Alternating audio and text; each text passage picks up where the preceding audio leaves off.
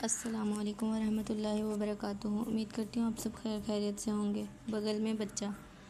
محمد اعجاز فاروق۔ لکی مروت rail گاڑی تیز رفتار سے آگے بڑھ رہی تھی کہ اچانک ایک زوردار جھٹکا لگا اور ریل گاڑی جنگل کے بیچوں بیچ رک گئی۔ سارے مسافر پریشانی کے عالم میں ریل گاڑی سے اتر گئے اور آگے انجن کی طرف بڑھ گئے تاکہ رکنے کی وجہ معلوم کر سکیں۔ شہاب الدین بھی اپنے بیٹے فیضان کے ساتھ نیچے اتر گیا، جو پچھلے 10 گھنٹوں سے اپنے بیٹے بیوی کے ساتھ سفر کر رہا تھا۔ معلوم ہوا کہ انجن کی خرابی تقریباً 1 گھنٹے میں ٹھیک ہوگی۔ انتظار کے سوا کوئی چارہ نہیں تھا۔ سب لوگ ادھر ادھر جنگل میں چلے گئے تاکہ یہ 1 گھنٹہ کسی طرح سے گزر جائے۔ شہاب الدین بھی انہی کے ساتھ جنگل کی طرف چلا گیا۔ جنگل میں کچھ دور جانے سے ان کو ایک نہر دکھائی دی جس کے ساتھ پھلدار درخت بھی تھے۔ جاری ہے۔ سب نے جا کر خوب پانی پیا اور جنگلی پھلوں سے بھی لطف اندوز ہوئے۔ اچانک شہاب الدین نے ادھر ادھر نظریں دوڑائیں اور پھر چیخنے لگا، میرا بیٹا کہاں گیا؟ سب اس کی طرف متوجہ ہوئے اور ان کے بیٹے کے غائب ہونے پر کچھ لوگ اس کی تلاش میں جنگل میں چلے گئے۔ 1 گھنٹہ ڈھونڈنے کے باوجود ان کا بیٹا کسی کو نظر نہیں آیا، جس کی وجہ سے سارے مسافر پریشان ہو گئے۔ شہاب الدین کے چہرے پر آنسوں کی لڑی بن گئی تھی۔ مسافر تسلی دے رہے تھے کہ کوئی کہہ رہا تھا کہ جنگل میں گم ہوا ہوگا، کسی نے کہا کہ شیر نے اس کو اپنی خوراک بنایا ہوگا، شاید کہ عالم میں ایک دوسرے کو سوالیہ نظروں سے دیکھ رہے تھے کہ آخر کہاں گیا ہوگا۔ شہاب الدین رو رو کر دعائیں مانگ رہا تھا۔ انجن 1 گھنٹے کے بعد ٹھیک ہو گیا اور ڈرائیور نے سب مسافروں کو ریل گاڑی میں بیٹھنے کا اشارہ دیا۔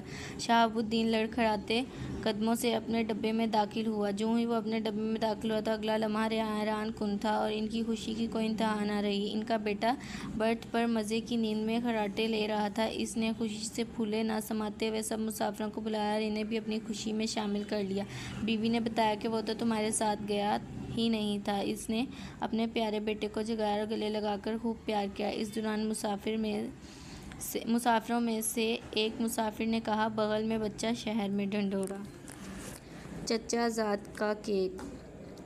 سیدہ زینب علی، کراچی۔ چچا زاد ایک بڑے سرکاری عہدے پر فائز تھے۔ ایک دن اتوار کو حیرت انگیز طور پر صبح ہی صبح اٹھ گئے تھے۔ ان کی بیگم اور بچے سو رہے تھے۔ آج کیک کھانے کو ان کا دل چاہ رہا تھا۔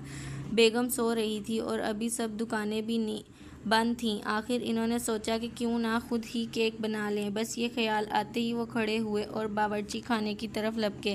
انہوں نے پہلے تو ادھر ادھر نگاہیں دوڑائیں، پھر آگے بڑھ کر پکوان کی ترکیبوں والی کتاب اٹھائی۔ انہوں نے اس میں سے کیک بنانے کی ترکیب نکالی اور اشیاء میں سے کیک بنانے کی ترکیب نکالی اور اشیاء کے نام پڑھنے لگے۔ پہلے نمبر پر میدہ لکھا تھا۔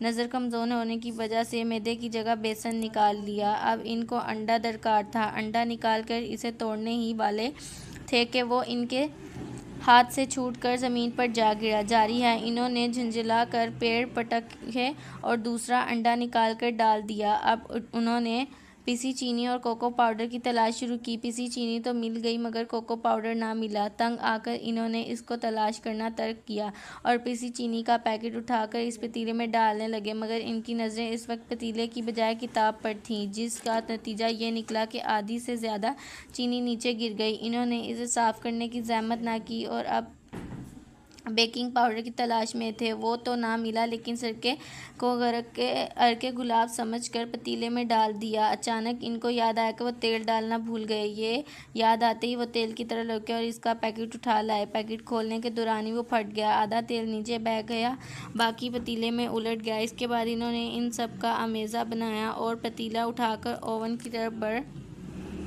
بڑھے، مگر اسی وقت نیچے پڑے انڈے اور گرے ہوئے تیل سے ان کا پیر بری طرح پھسلا اور پتیلے سمیت گر پڑے۔ ان کی چیخ سن کر بیگم ہڑبڑا کر اٹھی بیٹھیں اور باورچی خانے کی طرف بھاگی، مگر باورچی خانے میں داخل ہوتے ہی ان کے منہ سے چیخ نکل گئی۔ اس وقت وہ جگہ باورچی خانہ کہلانے کے لائق نہیں تھی۔ یہ کیا کیا آپ نے؟ آپ خود ہی یہاں کی صفائی کریں گے ورنہ آج کھانا نہیں ملے گا، انہوں نے غصے سے دھمکی دی۔ چچا یہ دھمکی سن کر فوراً اٹھے، مگر جب باورچی خانے کی حالت دیکھی تو وہ چکرا گئے۔